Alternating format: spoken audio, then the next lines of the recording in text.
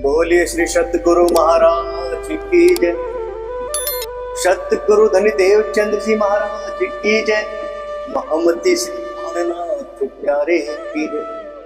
सतगुरु श्री राम रतन साहेब की जय। मेरे प्रार्थना, मेरे आत्म संबंधी सुंदर साथ आप सभी के चरणों में मेरा कोटि कोटि प्रेम प्रणाम। तो प्यारे सुंदर साथ जी, गत भाग में इस प्रकार आपने जाना कि कैसे जब महाराज भी रामेश्वर की ओर निकल पड़ते हैं एक सतगुरु की चाह में, और रास्ते में जब वह एक जगह ठहरते हैं तो वहां पर फिर से उनके साथ वही लीला होती है। उनकी बाहें जकड़ी जाती है और उन्हें आभास होता है कि जैसे कोई हमें ऐठन सी हो गई हो। फिर पुनः वह दिव्य शक्ति उनके समक्ष आती है और कहती है, भैया आज शिव शंकर भगवान स्वयं आएंगे, उनको दर्शन करो और उनका अपना गुरु बनो। शिव जी आते लेकिन अपने सत्य टस से मस नहीं होते और कहते हैं, नहीं, हमें तो सतगुरु की चाह है जो पूर्ण पार परमात्मा की हमें पहचान करा। जब तक हमें वह नहीं मिलेगा हम किसी को गुरु नहीं बने। लेकिन वह दिव्य शक्ति कहती है कि अभी एक माह सावन के सावन तक यहाँ पर शिव शंकर भगवान रहने वाले हैं। क्या पता आपके जो भी उलझने हैं वो सुलझ जाए। तो जानिए आगे क्या होता है। सांत्वनाएं देते हुए बोले, घबराने की बात नहीं, कठिन प्रतिज्ञा कर ली तुमने, पर ठहरो एक मासिए। तो वह दिव्य शक्ति महाराज श्री को सांत्वनाएं दे रही है, उनका धाड़स बांध रही है कि भैया आप एक काम करो, आपने बहुत कठिन तपस्या कर ली कि आप 5वें दिन फलाहार करते हैं और आपने शिव शंकर भगवान के द्वारा दिया गया प्रसाद भी ग्रहण नहीं किया। लेकिन कोई बात नहीं, हो सकता है जो आपके मन में, आपके मस्तिष्क में, आपके हृदय में जो उलझने चल रही हैं वो सुलझ जाए। तो आप एक कार्य कीजिए, एक मास एक महीने के लिए यहीं पर ठहरिए। क्यों? क्योंकि शिव भगवान भी सावन के सावन पूरा महीना यहीं पर ठहरने वाले हैं। शंकर जी ठहरा करते हैं एक मास सावन सावन, समाधान हो सकता है तब भक्त आपका जो है प्रण, कि आपका जो भी आपने प्रण लिया है उसका समाधान हो सकता है कि सावन के महीने में हो जाए। कहते ही हो गए अलक्षित, यहाँ न कोई था जैसे, हम प्रसाद रोटियां में लेकर निज आसन पर आ बैठे। कि वह दिव्य शक्ति वहां से एकदम अलग हो जाती है, गायब हो जाती है। हम सबको हमें यह सारी बात बताने के पश्चात और ऐसा प्रतीत हो रहा है मानो यहाँ पर कोई था ही नहीं। लेकिन जो हमारे लुटिया में प्रसाद था वो हमने खाया तो नहीं, लेकिन उसे लेकर हम अपने आसन पर पुनः लौट आते हैं। सुबह हुई बैठे बैठे डूबे हुए ख्यालों में, प्यारे डूबे हुए ख्यालों में, उसी अवस्था में प्रसन्न है रखे तो जिस हालों में। बोलो जी श्री धाम धनी की जय, बोलो जी श्री रतन पिया की जय। अपने सतगुरु महाराज कहते हैं कि सुबह हो जाती है बैठे बैठे यही सोचते हुए कि आखिर हमारे साथ हो रहा है तो क्या हो रहा है कि शिव भगवान साक्षात आ रहे हैं, लेकिन हम उन्हें अपना गुरु ग्रहण नहीं कर पाए। कुछ तो अवश्य उस पार ब्रह्म परमात्मा की लीला इस प्रकार की है जो ऐसा हमारे साथ घटित हो रहा है। ऐसा सोचते हुए इस डेढ़ गुण में बैठे बैठे पूरी रात गुजर जाती है। और उसके बाद क्या कहते कि भैया हम तो उसमें प्रसन्न है कि जिस हाल में हमारा पार ब्रह्म परमात्मा हमारा प्रीतम हमें रख रहा है। बोले एक महात्मा प्रातः अपने आसन पर आकर के, श्री तृप्ति बालाजी के तुम दर्शन और करो जाके। तो पुनः सुबह का समय होता है और एक महात्मा हमारे आसन पर आ जाते हैं हमारे पास, और हमें वह भी बोलते हैं कि भैया तुम एक काम करो झंडूधर, तृप्ति बालाजी के जाकर एक बार दर्शन अवश्य कीजिए। हर प्रकार से एक महत्व दर्शाया सिर बालाजी का, दर्शाया सिर बालाजी का। रुचि मोड़नी चाहिए मेरी, ये था मतलब साधो का। बोलो जी श्री धाम धनी की जय, बोलो जी श्री रतन पिया की जय। कि वह जो महात्मा, वह जो साधु हमारे पास आए थे, जो हमें ज्ञान दे रहे थे कि आप जाइए तृप्ति बालाजी के दर्शन कीजिए, उनका मात्र और मात्र एक उद्देश्य था कि वह हमारी रुचि मोड़ना चाह रहे थे कि हम किसी तरह बालाजी की ओर चले जाएं। का महात्मा से हम एक माह नहीं जाएंगे प्यार, एक माह नहीं जाएंगे, यही ठहरना है आवश्यक, धूनी यही रमाएंगे। बोलो जी श्री धाम धनी की जय, बोलो जी श्री रतन पिया की जय। कहते हैं कि हमने महात्मा जी से कह दे कि भैया हम एक महीना पूरा यहाँ से अब कहीं नहीं जाने वाले, अरे हमें तो यहीं पर ठहरना आवश्यक है, अब तो हम यहीं पर धुनी रमाएंगे अपनी। सुनकर तब तो चले गए, पर अगले दिन वो फिर आए, फिर महत्व बाबा जी के ही ओ साधु ने दर्शाए। कि उस समय तो हमारी बातें सुनकर वहां से वो चले गए, परंतु क्या हुआ, अगले दिन वह पुनः हमारे पास आते हैं और फिर वह महात्मा उनके महत्व अपने आप के हमें दर्शा रहे हैं। क्यों?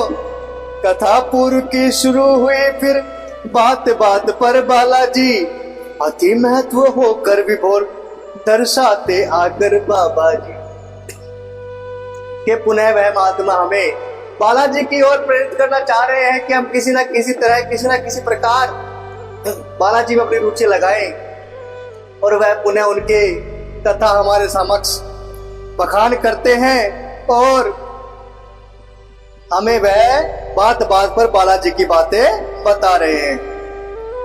दिया बदल पासा आखिर निश्चय होने लगा हमें, व्याख्या परिधान अब उनकी श्रद्धा होने लगी हमें। कहते हैं कि जब वह महात्मा प्रतिदिन हमारे पास आ रहे हैं और हमें बालाजी का महत्व दर्शा रहे हैं, तो हमारे हृदय में भी एक विचार बन जाता है कि हो सकता है कि जैसा महात्मा जी बता रहे हैं कि कहीं ना कहीं ऐसा अवश्य हो, तो हम भी थोड़ी हमारी रुचि उनकी तरफ होने लगती है और श्रद्धा भाव हमारा बढ़ने लगता है।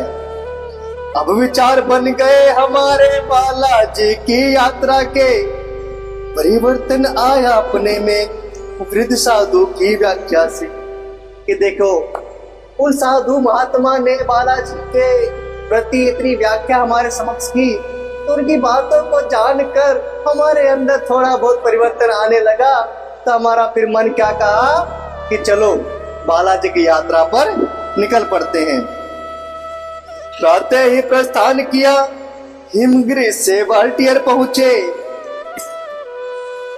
एक महात्मा का आश्रम लग हमने आसन आटे के। कि हमने पुनः अगले दिन भोर में हमने वहां से प्रस्थान कर दिया और हम हिमगिरी से चलते हुए वाल्टियर की ओर पहुंच जाते हैं। और जैसे ही हम रास्ते में एक आश्रम देखते हैं तो वहीं पर हम अपना आसन टिका लेते हैं, वहां पर हम ठहर जाते हैं।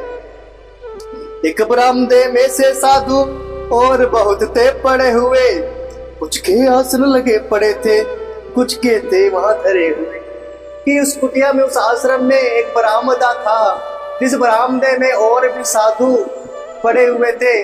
कुछ तो ऐसा था कि अपने आसन पर लेटे हुए थे, कुछ के सिर्फ आसन वहां पर धरे हुए थे।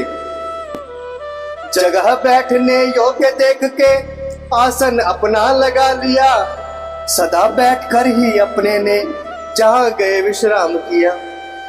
देखिए इस यात्रा में महाराज जी की इतनी तपस्या बढ़ जाती है, इतना तप बढ़ जाता है कि वह जब आप कहीं भी आराम करते हैं तो बैठकर ही आराम करते हैं, लेटते भी नहीं। और वहां पर उस आश्रम में उन्होंने अपना एक स्थान देखा और वहां पर आसन लगाकर बैठ गए। लिए सहारा एक भीत का, हम आसन पर थे पसरे, एक महात्मा जी अपने आगे से होकर गुजरे। कि हम बैठे हैं और एक दीवार का सहारा लेकर हम बैठे हैं और जैसे ही हम पसर गए बैठ गए तो भैया एक महात्मा हमारे सामने से गुजरते हैं तो क्या होता है, रहे देखते हम उनको पर बिल्कुल नहीं प्रणाम किया, देखा जब व्यापार हमारा अपने प्रति तो वही रुका। तो महाराज जी कहते हैं इनका व्यवहार देखकर जब वे सामने से गुजर जाते हैं वो भी हमें टोकते नहीं तो हम भी क्या करते हैं कि भैया उनको प्रणाम नहीं करते, और हमारा इस प्रकार का व्यवहार देखकर वह वहां पर रुक जाते हैं। पूछा हमें ब्राह्मण हो तुम, हाँ का उत्तर पकड़ाया, यह शरीर ब्राह्मण ही का है, सुन इतने कुछ खिसियाया। तो वह महात्मा हमसे पूछते कि भाई क्या तुम ब्राह्मण हो, तो हमने कहते हाँ भैया हम ब्राह्मण ही है और हमारा शरीर ब्राह्मण का ही है। इतना हमसे सुनकर वह कुछ खिसखिसा सा गया।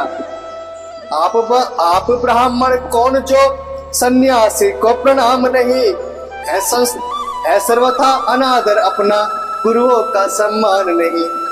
तो महात्मा कहते हैं कि आप ऐसे कैसे ब्राह्मण हैं जो कि आपके समक्ष से कोई सन्यासी गुजर रहा है और आप उनको प्रणाम नहीं करते, ये सर्वथा हमारा एक अनादर है कि आपके अंदर इतना भी नहीं है कि आप गुरुओं का सम्मान करें।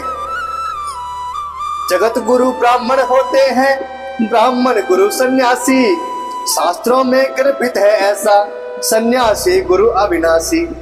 कहते हैं कि भाई जगत गुरु जो जग के गुरु है, जो जगत के गुरु है वो ब्राह्मण होते हैं और ब्राह्मण गुरु ही सन्यासी होते हैं। और ऐसा तो शास्त्रों में भी लिखा गया है कि सन्यासी गुरु अविनाशी है। उचित नहीं तुमको तो यह जैसे तुमने व्यवहार किया, सुनकर के उनका भाषण हमने भी उन्हें जवाब दिया। तो कहते कि भाई तुमने ये उचित नहीं किया कि तुम ब्राह्मण होकर एक सन्यासी को प्रणाम नहीं किया, तुमने यह एक उचित कार्य आपके द्वारा नहीं किया गया और जैसा तुमने व्यवहार किया वह एक अच्छा व्यवहार नहीं था। और जब उनका हमने सारा भाषण उनकी सारी बातें सुन ली तो हमने भी क्या जवाब दिया, हमें आप में लक्षण सन्यासी के नजर नहीं आए, इसलिए चुप बैठे थे हम, तुम्हें प्रणाम न कर पाए। महाराज जी का सीधा स्वभाव था कि जो सन्यासी के लक्षण जिसमें दिखेंगे उसे स्वयं ही प्रणाम कर लेंगे। लेकिन कहते हैं कि भैया आपके अंदर हमें सन्यासी के कोई भी एक लक्षण नजर नहीं आया, अगर आपके अंदर हमें सन्यासी के लक्षण नजर आते तो अवश्य हम आपको प्रणाम करते, लेकिन जब सन्यासी का कोई लक्षण नजर नहीं आया तो हम चुपचाप बैठ रहे और आपको अपने हृदय से हम प्रणाम कर ही नहीं पाए। स्वयं हमारा सर झुक जाता यदि तुम में लक्षण होते, इस प्रकार टीका टिप्पणी करने का मौका तुम देते। कहते हैं अगर तुम्हारे अंदर सन्यासी के कोई लक्षण होते तो हमारा सर स्वयं ही आपकी समक्ष झुक जाता और प्रणाम कर लेते और तुम्हें इतना कहने का, इतनी टीका टिप्पणी करने का मौका हम जरा भी नहीं देते।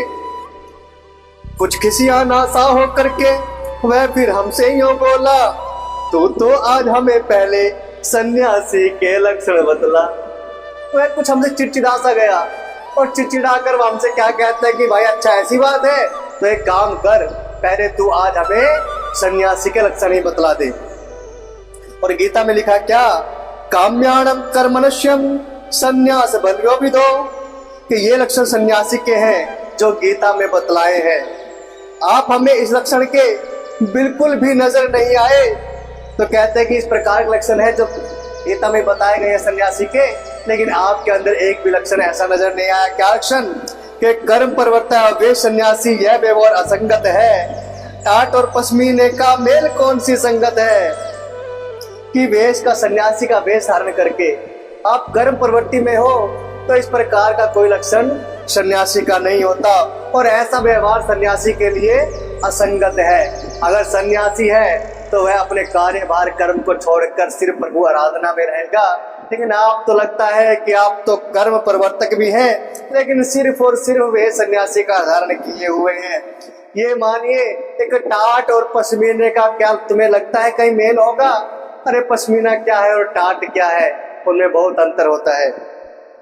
तो मेरे प्यारे सुंदर साथी देखिए किस प्रकार महाराज जी को वह साधु बालाजी की व्याख्या करते हुए थोड़ा उनको मना लेते हैं और उनकी बातों में आकर उनसे प्रेरित होकर महाराज जी आगे महाराज जी की यात्रा की ओर जाते हैं।